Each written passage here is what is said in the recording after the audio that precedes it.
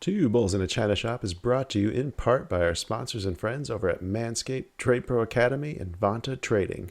Manscaped is the best in men's below-the-waist grooming with precision-engineered tools for your family jewels, and with a new and improved 2.0 version of the Weed Whacker now available, it's the perfect time to take advantage of our exclusive offer of 20% off and free worldwide shipping using promo code 2bulls at manscaped.com. As always, that is the number 2.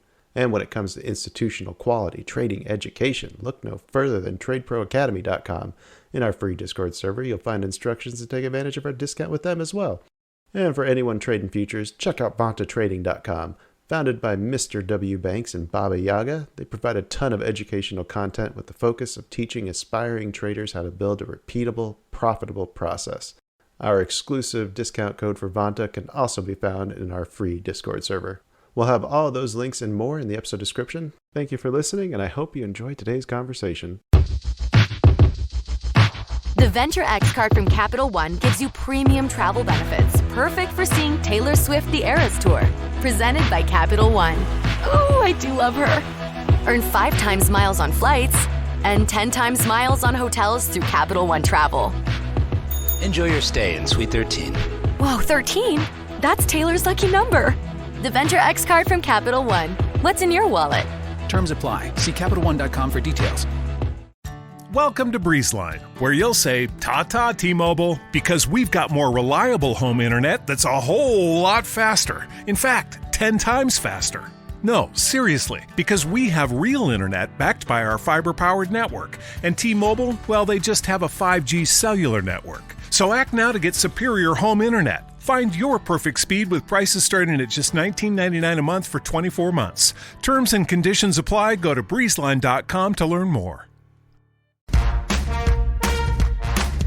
You are listening to an entertainment program put together by a company called Financial Ineptitude. Anything said on this show is not an endorsement or professional advice.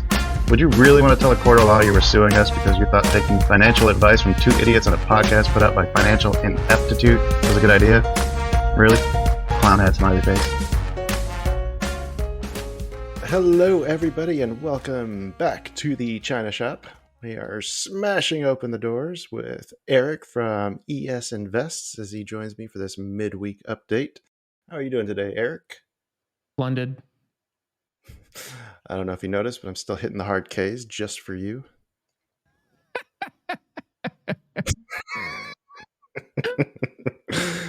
Oh, man.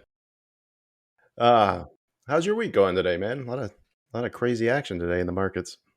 Dude, super boring. We just out here chilling. Oh. Rewiring a house, I think I heard you say. Yeah, the house is getting a bunch of work done on it. The portfolio is kind of, I don't want to say set it and forget it mode. I did have some interesting trades earlier this week with Moderna. I got really directional on Monday, and it actually paid out really nice on Tuesday. But other than that, yeah, it's been mostly trading my typical stuff. Did you pay attention to any of the economic stuff that came out today? The CPI or FOMC minutes? Yeah, I didn't look at the minutes, but for CPI, I always like to keep an eyeball on it. And it was interesting because core CPI came in line with forecast, but regular CPI came in just a little bit low. It sounded like housing was still up a little bit more than expected. I was thinking that we should be starting to see that start to drop here soon. Maybe that was May we're supposed to be seeing that. Hard to say. I think in general, real estate has behaved really interestingly against like the broader, the broader landscape of what we're in. I don't think a lot of people have expected it to behave the way it has, where even right now it's still maintaining like relative strength, and interest rates have not abated much at all. No, and I think that just goes to show how much of a shortage there actually is, because every time it starts to come down a little bit, it seems like buyers are stepping in and mortgage applications are rebounding, like as soon as there's any dip in prices. Yeah, I was looking at some inventory metrics actually, and I I think inventory overall is pretty like it went through an ebb and flow, and it definitely has started turning around because it's what was it, December 2020? Inventory was like at a 55-month high, and it's essentially Oh, just yeah, it's crushed since. huh. I didn't realize it'd been that high even. Massive, yeah. Huh. I wonder what the. Oh, yeah, I guess COVID kind of played a part in A lot of some rates. of that, or at It's least the exodus from like the cities. But Yeah, well, that's a big part of it. And I mean, I bought my current house that I live in now during COVID because of where rates were at. So there's also people like me that kind right. of hunt this stuff for ideal leverage scenarios. Mm-hmm. Mm-hmm. Yeah, you probably got a pretty good interest rate going on that house. Yeah, it's 2.875. 15 year or 20, 30. 30. Damn, that's fucking great rate. You must have friends. Yeah, it's 2875. And I mean, the house when we bought it was I think we bought it for 1.55. Um, so I mean, even Hmm. on like a jumbo loan, it's still, you know what I mean? Like the rates were just Yeah. absolutely incredible. Yeah, it's probably gonna be a long time before we see that again. Oh, I mean, it literally could be forever. Like we might not see that again. Yeah. I think people got way too used to low rates, and they thought even, before COVID, rates were good, but they weren't nowhere, there was nowhere near that good. Yeah. I mean, I was just talking to Sue not too long ago about interest rates, and I remember her saying how when it first hit 5, when she was first getting into like the mortgage industry, she went through and refinanced everything 'cause she thought never see that again. Right. That Yeah, was like what, exactly. like 15 years ago? Yep. All right. Well, if you didn't pay much attention to the minutes, I was just kind of reading up on some of the commentary on it. There was a couple things that kind of stuck out to me in the changes that were in the statement. The biggest one was at the very end, where they had previously said they referred to the need for quote ongoing increases. They changed that phrasing to indicate that more rate hikes may be quote may be appropriate. So it sounds like they're starting to soften their stance in that regards. And then there's also a bunch of Fed speakers that seem like they're coming on and basically saying that a mild recession is now likely to happen this year. Pretty sure we are in or were in one already, weren't we? Dude, that was actually one of my most interesting recent dives into economics. It's like, I know everybody likes to joke about it. It's almost like everybody likes to joke about Jim Cramer being, awful or whatever. And then during the recession, Right. everybody was joking, like, oh, obviously we're already in one. But I spent actually quite a bit of time, like, truly looking at previous recessions and trying to understand, like, what are the no shit hallmarks of a recession. And looking back, you know, I genuinely believed that we were in one objectively. Again, not in the Fed's just changing definitions, just being snarky. I genuinely thought we were in one.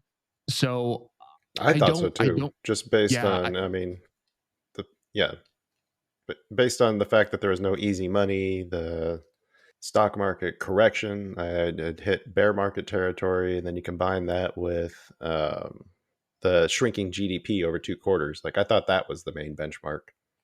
yeah, I really was kind of surprised. So to me, it almost seems like maybe this is just when they'll acknowledge it or whatever. But yeah, to me, it seems like we've kind of been in one.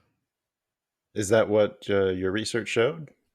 Like, did past recessions look similar to what we experienced at the beginning of, or God, when would that have been?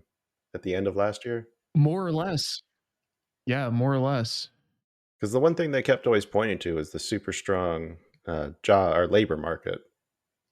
Like, have we seen another scenario where we had recession-like conditions, but with a strong labor market? It's not, it starts getting into a lot of detail real quick because if we think about the concept of a strong labor market, are we defining that simply based on unemployment? or Right. That's another great point. yeah, Because because there's it certain starts. sectors that are seeing growth. Yeah. Yes, exactly.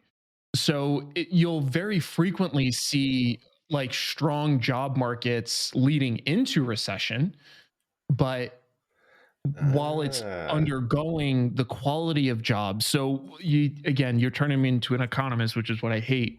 One, because I'm grossly unqualified, but two, some of this stuff's tradable, some of it's just general interest. But one of the things that starts to happen is when we have these changes in unemployment, you have to pay attention to average work hours, average salaries, average income, average Oh. debt, because Yeah. there's a lot of quality changes. It's you know what I mean? It's kind of disingenuous to bubble up a labor market to simple unemployment. Right. Right. Right. No, that makes perfect sense. And I think that just goes to speak to the complexity of the economy. There's no simple metric then that you can use to point and say A is true, so B is true. You Exactly. can't really Yeah. make those kinds of correlations. Yeah. That's exactly it. And it's always a bummer because, you know, we joke about this and I think it's true. Like traders in general, who wouldn't want a clean, neat, simple answer that explains what's happening? That sounds great. You know, it's really Yeah. unfortunate that that's so difficult to actually come by. Right. Right. Sounds like an indicator. The quest for the perfect indicator. Yeah. All right. Well, now that we got all the news crap out of the way, you want to talk about anything trading related? Yeah, dude. What have you been trading? Well, I have been spending most of this week trying to do some self improvement type stuff. Hmm. Uh, I started after hearing your fantastic conversation with Rich, and then after he offered our listeners for the Trade Runners mini series, the guided meditation stuff. I decided to go ahead and give one of those a try. And if you can get past like the feeling of being like just self consciousness, like hey, this feels silly, and then just kind of dive into it and like try to like really take it in and experience it, like I can see some real benefits to it. But one of the things that I was using that time to kind of meditate and focus on was trying to come to a better understanding of why I'm so drawn or tied or I don't know what the right word is. Like winning is important to me, like too important to the point where like every losing trade like feels like the hope and dream of success slipping away kind of thing. Yeah, makes And total sense. I know that's not good for my trading because I shouldn't be that tied to every individual outcome. I should be tied to the long term efficacy of whatever system or setups I'm trying to trade, right? Yeah, I think that that's exactly right. And essentially, what it tells me, since you're feeling that, at least again in my grossly unqualified position, but what I would surmise is you don't trust the system. So as you see things starting to slip away like that, why wouldn't it Uh-huh. concern you if you don't actually trust the system? I Right. would be concerned too. That's interesting. The only way I think a trader can get to I think the only way a trader can get to the point where they can look losers in the face and genuinely not care or genuinely laugh at them Hmm. is if you genuinely believe in your system. But I think unless you can do that, you're always going to be on edge to some degree. And if you don't trust the system and you see losing trades, it starts to further bolster the already lack of foundation, right? You're Hmm. not confident in it. Now you're getting negative confirmation bias and you're seeing this future hopeful outcome slipping away. Yeah. So I totally get it. No, I think that's 100% spot on. So confidence in the system is something to focus on. And that's kind of where my head was telling me to that I needed to spend more time doing back testing, proving out the setups that I have, maybe developing some new ones to take advantage of some different types of market conditions. But one of the other kind of interesting self-discovery moments that I had was while kind of reflecting on this. Like, I also wonder if my need to win too isn't tied to a little bit of insecurities in myself. And I haven't really fully fleshed that out or explored it, but that's just something that kind of popped up while I was kind of thinking about it. I think I would still That could be the case. Personally, I think there's a balance Mm-hmm. for traders, because if you start tying too much psychology in with trading, now you've created a mental soup that's tied to a quantitative performance driven scope, which is really difficult.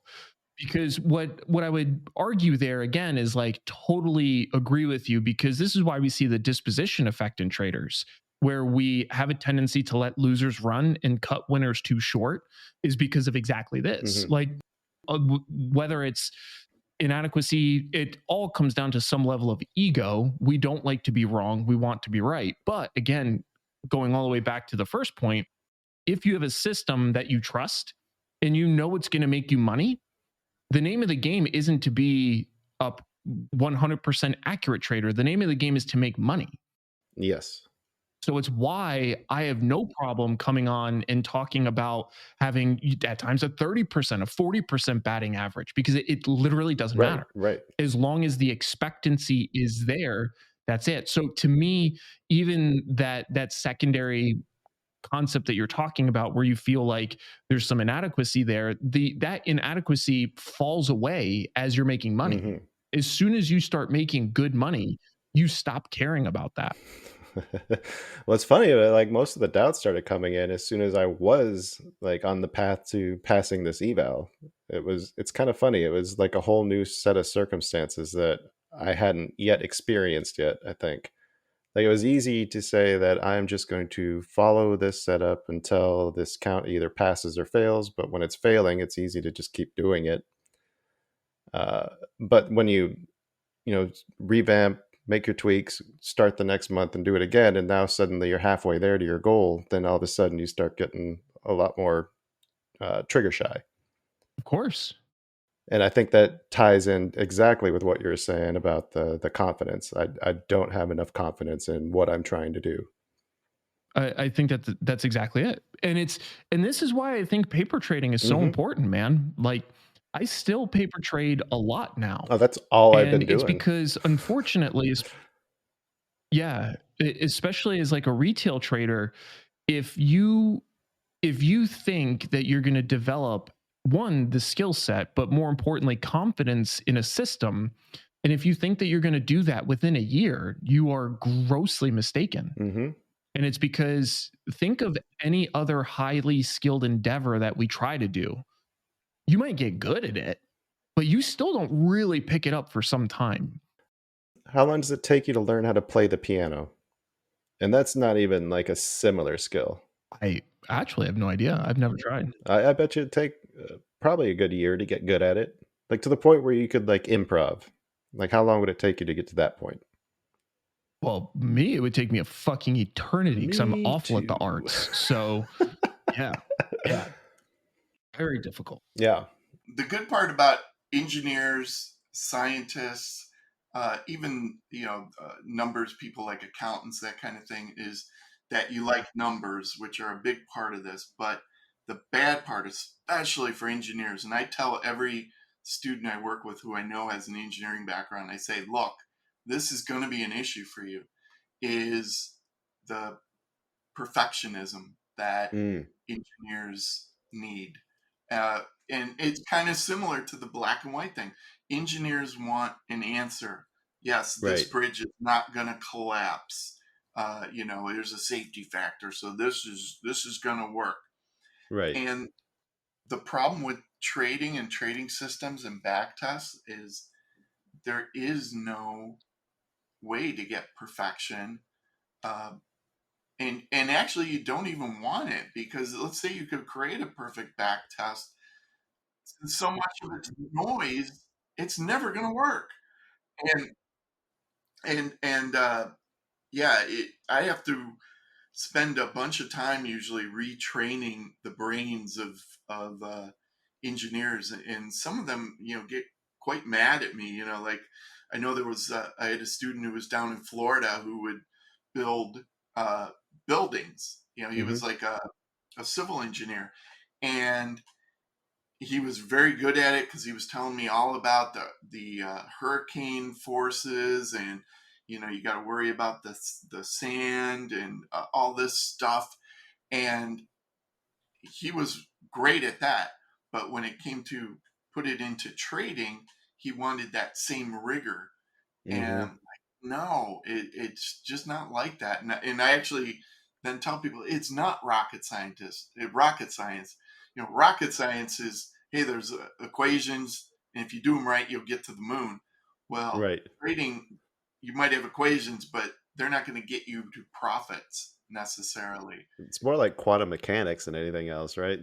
Yeah, exactly. So All outcomes are possible, just with differing or varying degrees of probability. If you haven't heard by now, Manscaped now sells beard products. That's right, once again revolutionizing men's grooming with the brand new Beard Hedger Pro Kit. From a beard trim to a fresh shave, the technology behind the Beard Hedger Pro Kit allows you to shape your signature beard look. Now you can finally use Manscaped products to make your drapes match your carpet by going to manscaped.com and using code 2BULLS for 20% off and free shipping.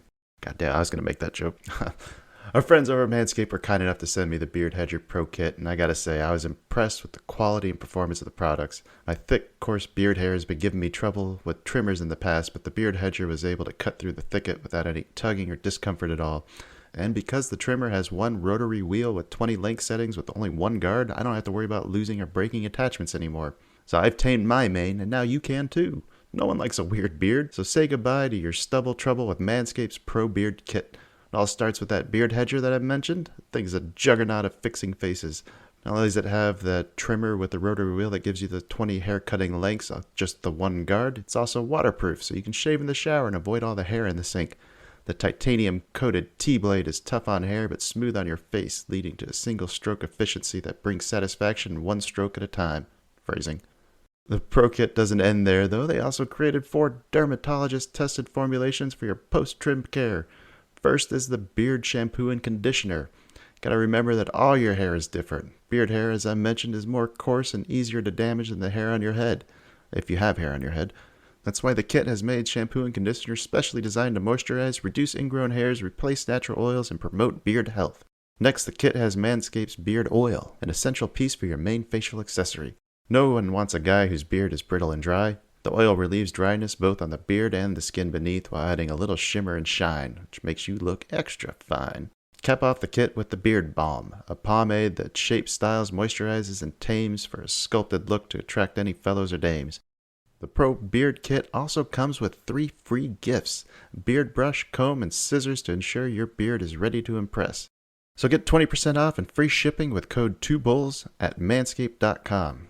Of course, that's the number 2. That's 20% off with free shipping at manscaped.com using code 2BULLS. Manscaped Beard Hedger, 1 stroke, 1 guard, 20 lengths. With one of the best savings rates in America, banking with Capital One is the easiest decision in the history of decisions. Even easier than choosing Slash to be in your band. Next up for lead guitar.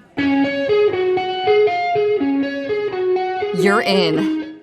Cool. Yep, even easier than that. And with no fees or minimums on checking and savings accounts, is it even a decision? That's banking reimagined. What's in your wallet? Terms apply. See CapitalOne.com/bank for details. Capital One NA, member FDIC. So what's the so how do you build that success or that confidence in yourself and your setups?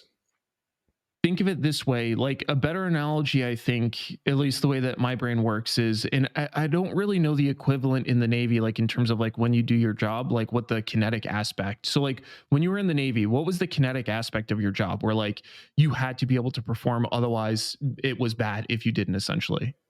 I mean, it was more just like the grind, like the days are long, but the weeks are fast kind of mentality. Like you just get through the day, go to sleep, and it'll be another day shorter.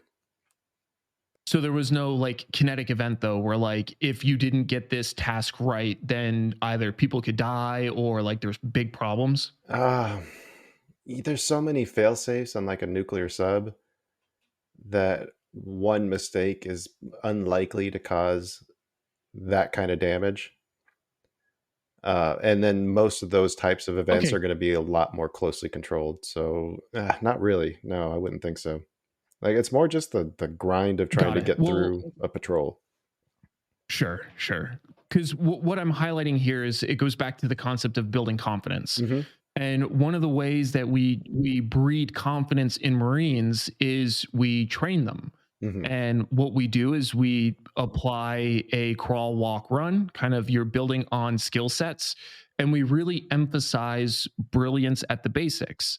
And the reason why this is so important and the reason why this training is so effective is because once you get supremely confident at your capacity to execute certain tasks, when things become uncertain or when things become kinetic, you have a pretty high level of training to fall back on, and that confidence enables you to pivot.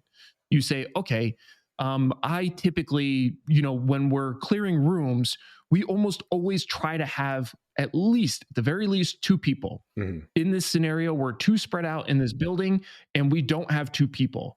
But I've done this thousands of times. I know how to do it. Right. And I think if I pie this door before I go in and clear out the center 70% of the room before I enter, I can clear these corners fast enough to keep my dudes safe. Yeah. So, long story short, there's a lot of training that goes into enabling that kind of comfort operating under uncertain circumstances. I take that back to trading. Yeah, and I love that phrase you use, the brilliancy at the basics. And I'm curious, like, what are the basic skills that you think every trader should have developed?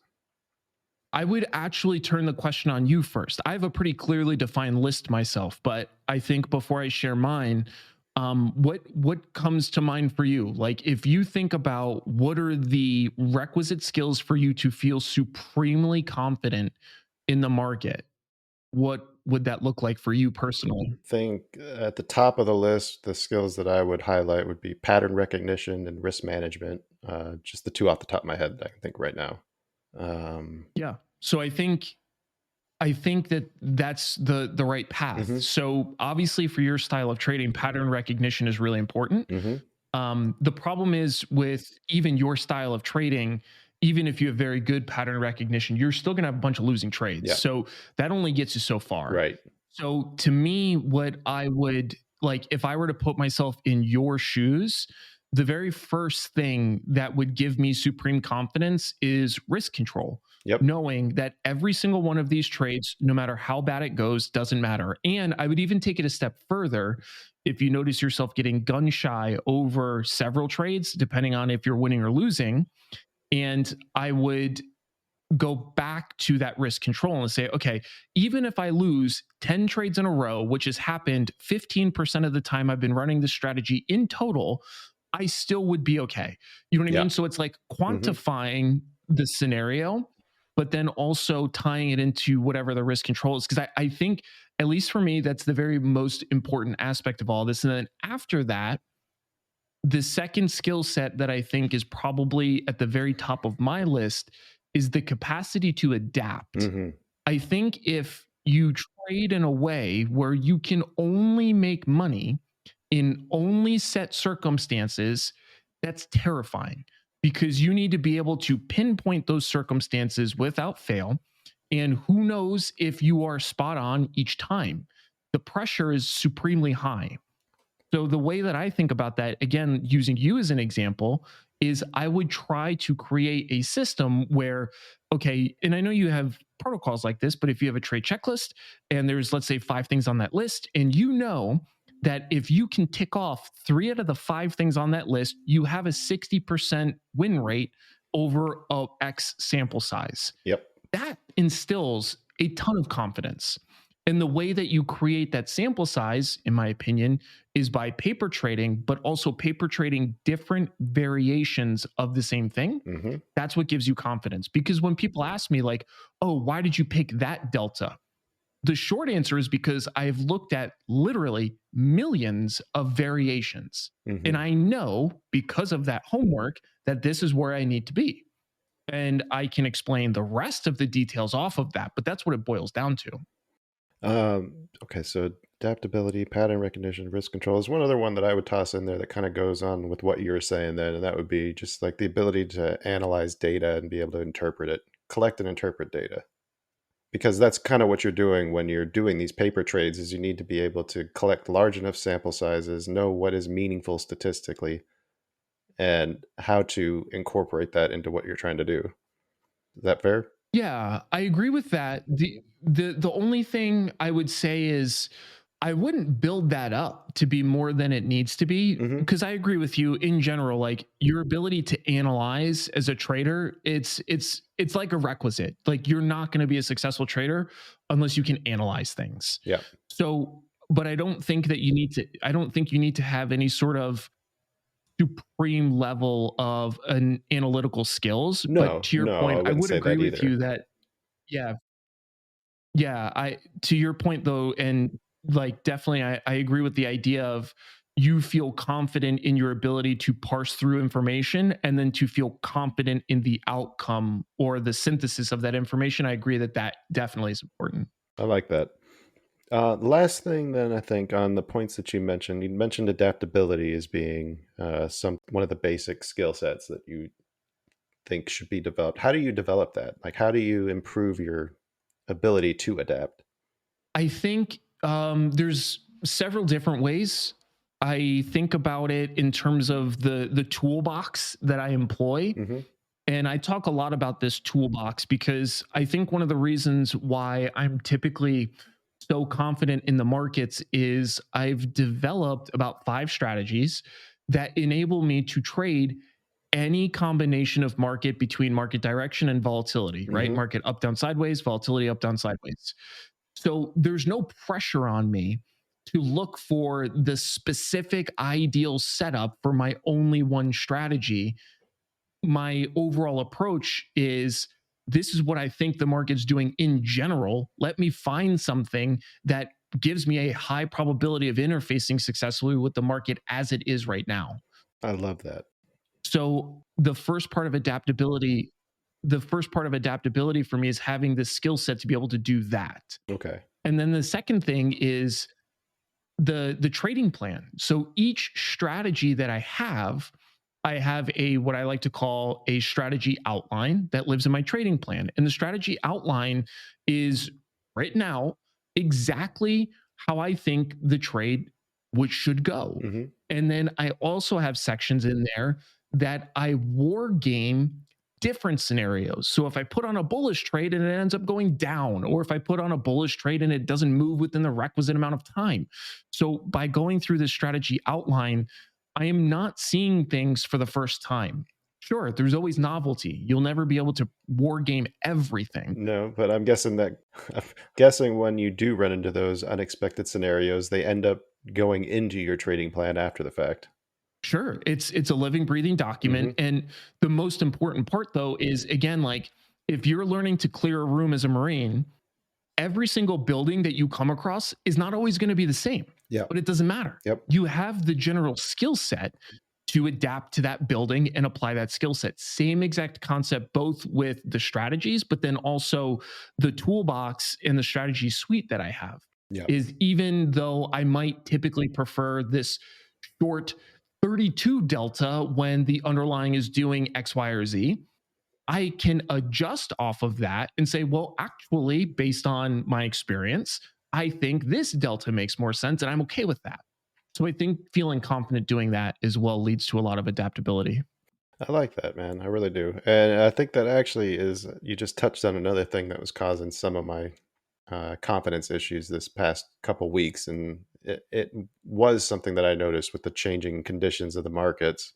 And that was one of the things that I wrote down in my journal for things to focus on for this week and the rest of the month. It was developing new tools for the toolbox to be able to take advantage of the different conditions that we're seeing today. Yeah. And I mean, to be honest, I also think with you, and I've talked to you about this already, but I genuinely think you should consider opening up some wider time frames. Yep. Because the other thing that's going to happen to you at some point, that's the other thing I was going to do, actually, is go back to doing some more swing type plays on stock equities, or possibly just the SPY. Yeah. Because I think for you, you need to maintain skin in the game perpetually. Otherwise, if it becomes too theoretical, a lot of people get stopped dead in their tracks. And there's never a great time to deploy, and conditions aren't right, and I can't find my setup, and blah, blah, blah, blah, blah. There's a million fucking reasons not to trade. Yep. So that's why the vast majority of the time, I would say like 99% of my trading career, I insist on having some sort of market exposure at a minimum, even if it's just buying and holding an index ETF. Maintain outlay, maintain risk, because over time, especially as you become like a more experienced trader, you start to get a little jaded over time because you're like, fuck, man, like this typically works and today it didn't. And now it's 3 days in a row that it didn't work. This is getting old. It becomes easy to go risk off and stay risk off. Right. Yeah, I've avoided that so far, at least.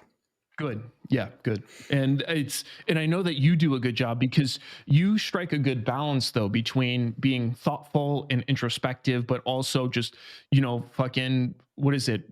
Fire, shoot, aim. Like sometimes you just got to put some shit out there as long as it's not going to hurt you to keep good exposure. Yep. And that's exactly why I went with the prop account direction too, is to have a little bit of risk, but not to the point where I'm going to, blow an account if something goes wrong with it. Like for the cost of $100 a month, I can paper trade basically with actual consequences. And you can deploy, different strategies that make ideal, sense of the current markets. And I think that goes a really long way to like giving you decent confidence that, I'm giving this the best possible chance to be successful. Maybe it will, maybe it won't, but I feel confident that at least I've structured it the correct way. Well, fucking A, man. Fucking great conversation today. Hell yeah. I just threw in a video for you. It's not to go in the show necessarily, but just for you I just put this out. It's the ratio covered call strategy that I like to use. It's kind of part of the covered strangle. Oh, I just saw that. Yeah. I saw that come up. Yeah. I think something like this could be interesting for your longer term swing plays, because the other thing I think a lot of traders, they get too sucked into trading derivatives and you forget that there's a time aspect to a lot of them. Yeah. So it's really wise to remember that you don't always have to trade derivatives unless there's a reason, because you are going to be fighting just the decaying aspect, which is good and bad depending on what side. But if you're on the other side, there's other things that are bad. Makes sense. All right, man. Thanks for sharing everything today. Thanks for kind of talking through some of this stuff. I think you helped reinforce some of the stuff that I was thinking about, or some of the conclusions that I had came to. So that's really, really helpful to know that you're on the right track sometimes. Yeah, dude, for sure. I think this is like the really fun stuff to talk about, right? Like the actual skill set of trading. So I love these conversations. And I also love... These are the things too that nobody really talks about that much on these trading podcasts, but they're probably the things that people need to hear the most. Like most of us are struggling at this when we start out, but we're surrounded by people who are just showing off, gain porn on the internet. And it makes us feel like we're doing something wrong, but we're not. Those people are lying. The majority of them. Yeah. Straight up. Yeah. That is like literally straight up. How many professional gamblers do you know? Or would you assume they were just based on what they tell you every time they go to the casino? Man, the casino must lose a lot of money. Right. Yeah. Oh, isn't that such a great point? Yeah. I love that. How everybody always does so good at it's so true, dude. Man, that really just tickles me because it's so fucking true that somehow I'm like, wow, how are these casinos staying in business? All right, you got anything to leave the listeners with before we wrap this thing up? The only other thing that I would mention to people is coming up tomorrow, there's jobless claims, PPI. So there's definitely going to be, more market volatility based off of that. And then Friday, one last note, we were talking about kind of individual consumer metrics, but for broader market metrics, we have financial earnings kicking off, JP Morgan, and Wells Fargo, Citigroup, some of the bigger names. So that's going to be a tradable event. Yep. And then we have retail sales and import prices. So that's kind of like the broad market version of consumer health. Awesome. Yeah, thanks for the reminder there. All right, folks, but that is going to take us to the end of today's episode, unfortunately. I'd like to thank everyone who stuck around to the end, and also Erik for taking the time to talk through some of the issues that I've been running into the past couple weeks. If you'd like to know more about Erik, you should definitely check out his website at esinvest.com, or you check out his YouTube with the same name. You can check us out at twobullsinachinashop.com. Be back in your ears soon with another exciting episode. But until then, pull that 5-star rating like a slot machine and take care.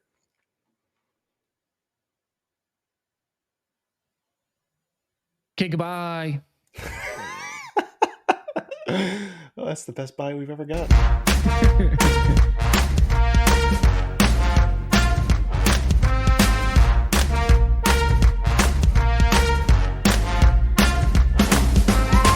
Two Bulls in a China Shop is an entertainment program, and all thoughts and opinions expressed in the show belong to the hosts and not of any company. They are not intended to provide specific advice or recommendations for any individual or on any specific security or investment product. It is only intended to provide entertainment about stocks in the financial industry of trading. If you make trades based on what you hear in this show, you assume all risks for those trades.